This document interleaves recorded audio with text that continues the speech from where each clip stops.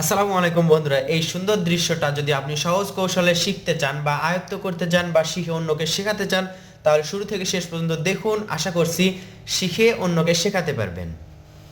প্রথমে সাদা কাগজের ওপর এইভাবে একটি দাগ দিতে হবে নিচের দিকে, তার ওপরে এই পাশ থেকে আরেকটা দাগ দিতে হবে। এগুলো হচ্ছে জমি। এরপর সোজা একটি দাগ, এই পাশে আরেকটা দাগ, এটা মিলে দিলাম, বক্সের মতো হলো। এই পাশে একটা লম্বা দাগ, এই পাশে একটা লম্বা দাগ। এটা হচ্ছে ঘরের শেপ। উপরে এখন এটা সোজা দিয়ে দেখতে পাচ্ছেন, এই তো ত্রিভুজ আঁকলাম। তাহলে ছোট্ট বাচ্চাদের জন্য সুন্দর একটি ঘর হলো। রং করার পর এই দৃশ্যটা অনেক সুন্দর লাগবে। দেখতে পাচ্ছেন এগুলো আমরা ধোয়া দিলাম। আমরা 2B পেন্সিল ব্যবহার করছি, মেট্রোর ভেনাস 4B পেন্সিল। এখানে একটি গাছ আঁকবো। একটা ঘরের পাশে সহজ একটি গাছ, সহজ এবং সুন্দর গাছ।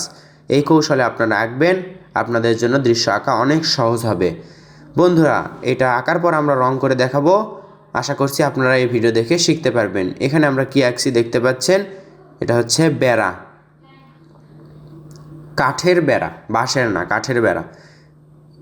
এইভাবে গাছের পিছনের দিক থেকে এবং এই তো দূরের গাছপালা আঁকলাম, ঝাউ গাছের মতো দেখাচ্ছে। এখানে একটা পুরো বৃত্ত আঁকলাম। বৃত্ত আঁকার পর দৃশ্য আঁকা শেষ। এখন আমরা রং করছি। কী রং করলাম এখানে দেখতে পাচ্ছেন, কমলা রং করলাম। এর পাশে হলুদ রং, একটু গাঢ় হলুদ রং যেটা আছে সেটা। এরপর হালকা হলুদ রং, সেটার সাথে এই রঙের সাথে মিশে দিব। আর এদিকে দেখুন, এই রং দিয়েই হালকা করে করছি। এখন আমরা 4B পেন্সিল দিয়ে দাগ দিচ্ছি। সূর্যরশ্মিগুলো আঁকছি, দেখতে সুন্দর লাগবে এজন্য। ওপর দিকে হালকা সবুজ রং, গাছের ওপর দিকে হালকা সবুজ রং করে রাখলাম, নিচে একটু ফাঁকা রাখলাম। দেখতে পাচ্ছেন ওপর দিকে হালকা সবুজ বা ঘাসের যে রংটা আছে সেটা করলাম, আর নিচের দিকে ফাঁকা রাখছি কিন্তু আমরা।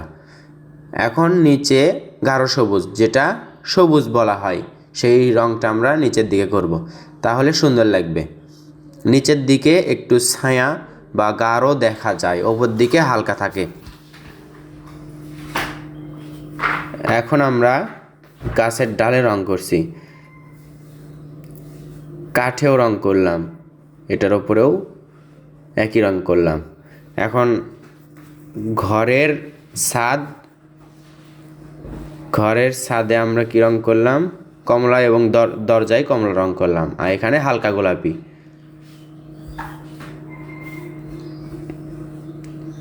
এদিকে দেখতে পাচ্ছেন ছাই কালারের মতো হালকা কালো রং।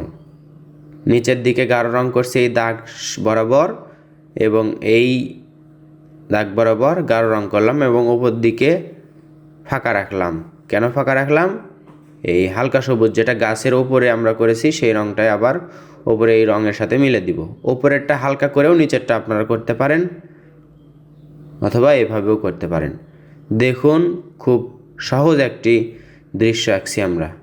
রং করলাম, এরপর 2 দাগে আমরা পাখি আঁকছি। দূরে উড়ে যাচ্ছে, আকাশে উড়ছে এমন পাখি। ভিডিওটি কেমন লাগলো অবশ্যই কমেন্ট করে জানাবেন। ভালো লাগলে লাইক করবেন, শেয়ার করবেন, আর আমার মুখের দিকে তাকিয়ে একটা সাবস্ক্রাইব করে দিবেন।